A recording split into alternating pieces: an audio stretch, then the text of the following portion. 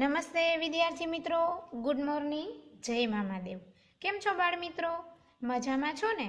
હા વિદ્યાર્થી મિત્રો, હિન્દી સ્વાધ્યાય પોથીમાં આપણે પાઠ 2 સુધી કમ્પ્લીટ કરી લીધું છે અને પાઠ 3 છે ચુટકુલે જરા મુસ્કુરાઈએ, તેની સમજૂતી પણ મેળવી લીધી છે। તો હવે આજે આપણે હિન્દી સ્વાધ્યાય પોથીમાં પાઠ 3 જરા મુસ્કુરાઈએ, તમને મજા આવે ને એવો, હસવો આવે એવો સરસ મજાનો પાઠ છે, તે આપણે સ્વાધ્યાય પોથીમાં લખીશું। તો ખોલો તમારી હિન્દી સ્વાધ્યાય પોથી, તેમાં પાઠ 3 પેજ નંબર 14, તેમાં प्रश्न नंबर 1 છે, निम्नलिखित प्रत्येक प्रश्न के उत्तर के लिए दिए गए विकल्पों में से सही विकल्प चुनकर लिखे। એટલે કે આપણે સાચો વિકલ્પ શોધીને લખવાનો છે। જોઈએ પેલું શું કીધું છે, માલિક ને કિરાયેદાર से क्या मांगा? ए गहने, बी किराया, सी मकान, डी पंखा। क्या मांगा? किराया। बी विकल्प साचो છે, આપણે બોક્સમાં લખીશું બી, બરાબર। ત્યારબાદ વિકલ્પ નંબર 2, सोनू का खाली जगह फट गया था। ए गला, बी सिर, सी शर्ट, डी रुमाल। क्या फट गया था? सिर।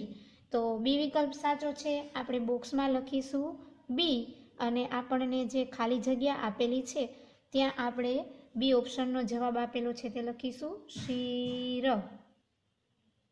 त्यारबाद नंबर 3, चुटकुले हमें खाली जगह है। ए रुलाते, बी परेशान करते, सी हंसाते, डी निराश करते। क्या करते हैं? हंसाते हैं। सी विकल्प साचो छे, आपणे बॉक्स में लखीशुं सी अने खाली जग्या में लखीशुं हंसाते। त्यारबाद प्रश्न नंबर 2, रिक्त स्थानों की पूर्ति कीजिए। पेलू छे, सोनू पत्थर से खाली जगह ठोक रहा था। क्या ठोक रहा था? कील। એટલે ખાલી જગ્યામાં લખવાનું છે कील। नंबर 2, खाली जगह इतिहास में फेल हो गया था। कौन इतिहास में फेल हो गया था? डब्बू। तो खाली जग्याમાં લખો डब्बू। बराबर व्यवस्थित सारा अक्षरे लखजो बाळको। त्यारबाद प्रश्न नंबर 3, निम्नलिखित प्रश्नों के 1-2 वाक्य में उत्तर लिखिए। एक एक वाक्य में जवाब लखवानो छे। जोईए तेमां पहलो प्रश्न, किराएदार ने मालिक को किराया क्यों नहीं दिया था? तेनो जवाब लखीए बाळको आपणे। लखो जवाब, किराएदार मकान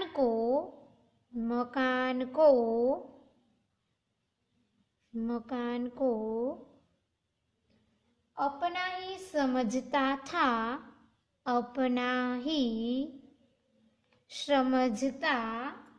था। किराएदार मकान को अपना ही समझता था, इसलिए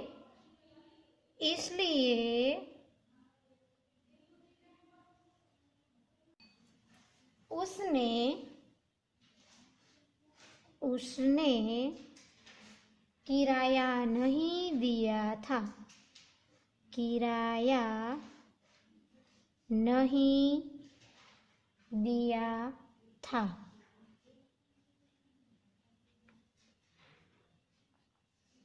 किराएदार मकान को अपना ही समझता था, इसलिए उसने किराया नहीं दिया था।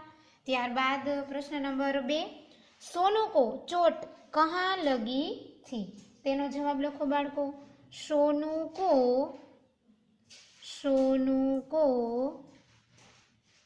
सिर में चोट लगी थी। सोनू को सिर में चोट लगी थी। त्यारबाद प्रश्न नंबर 3, सोनू को चोट किस प्रकार लगी? तेनो जवाब लखीए। सोनू ने सिर से कील ठोकने की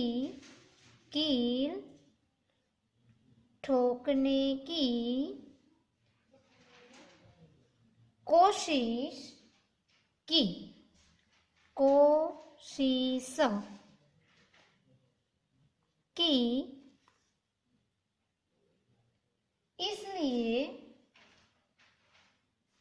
इसलिए उसे चोट लगी।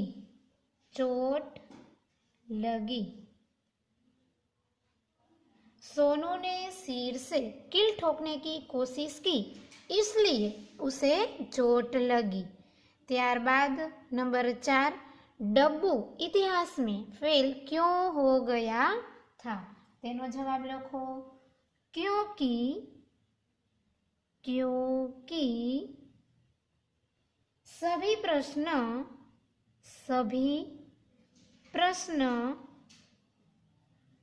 उस समय के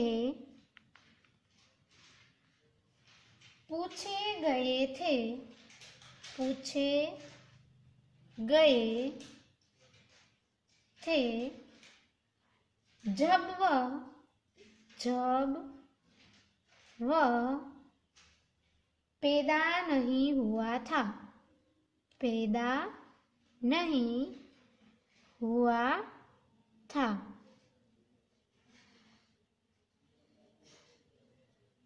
ત્યારબાદ प्रश्न नंबर 5, मुन्ना ने रात को कितने बजे तक पढ़ाई की थी?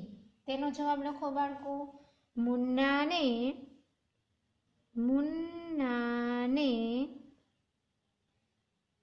रात को 1:30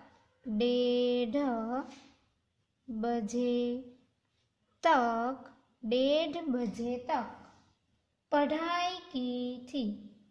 पढ़ाई की थी। मुन्ना ने रात को 1:30 बजे तक पढ़ाई की थी। ત્યારબાદ प्रश्न नंबर 6, मोहल्ले की लाइट कितने बजे चली गई थी? तेनो जवाब लखो। मोहल्ले की लाइट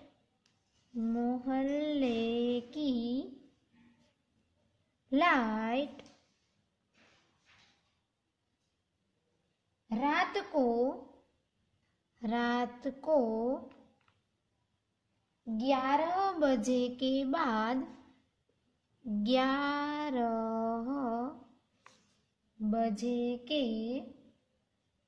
बाद चली गई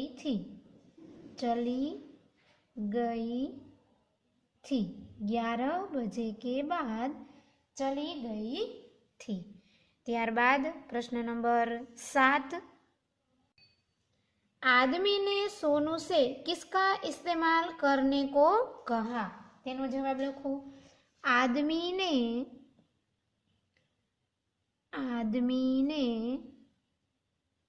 सोनू को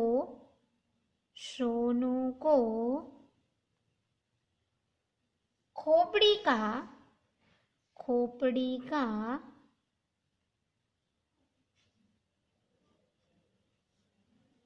इस्तेमाल करने को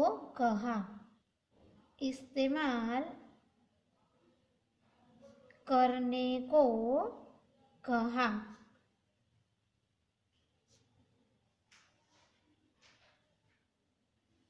ત્યારબાદ नंबर 8, मुन्ना को लाइट बंद होने का पता क्यों नहीं चला? तेनो जवाब लखो। मुन्ना पढ़ाई करने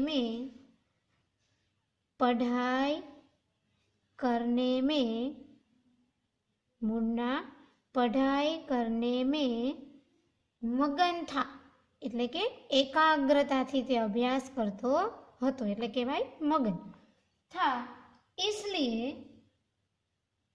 इसलिए उसे लाइट बंद होने का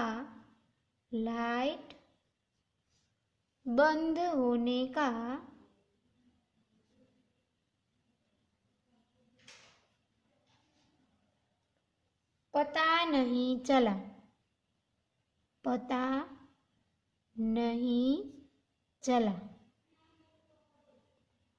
बाळको અહીંયા આપણો પ્રશ્ન નંબર 3 પ્રશ્ન જવાબ તે પૂર્ણ થાય છે। હવે જોઈએ આપણે પ્રશ્ન નંબર 4। પ્રશ્ન નંબર 4 વિરોધી શબ્દ લખીએ, એટલે કે વિરોધ થતો હોય તેવા અર્થવાળા શબ્દ લખવાના છે। વિરોધી શબ્દ માલિક, તો માલિકનું વિરોધી થશે નોકર। શું થશે? નોકર।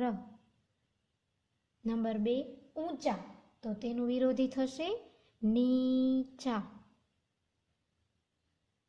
નંબર 3 પ્રશ્ન, તો ઉત્તર। નંબર 4 કલ, તો આજ। નંબર 5 રાત, તો થશે દીન। નંબર 6 અંધેરા, તો ઉજાલા।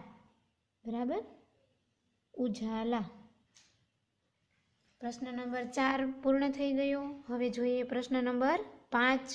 નિમ્નલિખિત કહાવતો કે અર્થ લખીએ।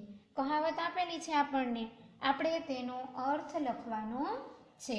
જોઈએ, પહેલું છે અકલબડી યા ભેંસ, તો તેનો અર્થ લખો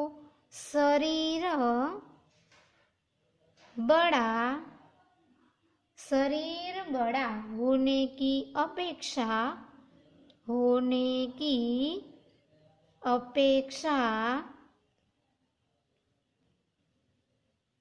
अक्ल बड़ी होती है।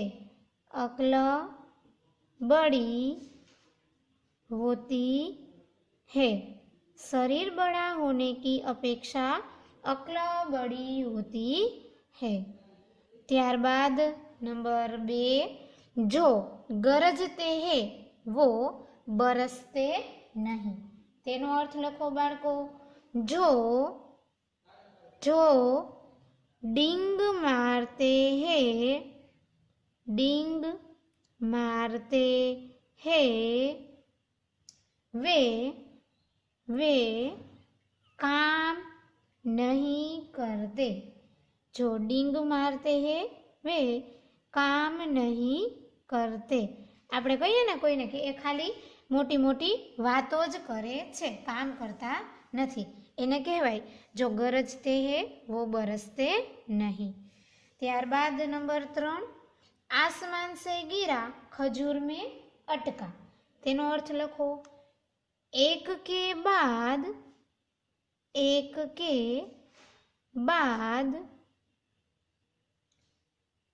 विपत्ति में फंसना। एक विपत्ति में फंसना એટલે કે એક મુશ્કેલીમાંથી હજી બહાર આવ્યા હોય ત્યાં તો બીજી મુશ્કેલી આવી જાય, એને કહેવાય આસમાન સે ગીરા ખજૂર में अटका। ત્યારબાદ નંબર 4 जैसी करनी वैसी भरनी, તેનો અર્થ લખો जो जैसा करते हैं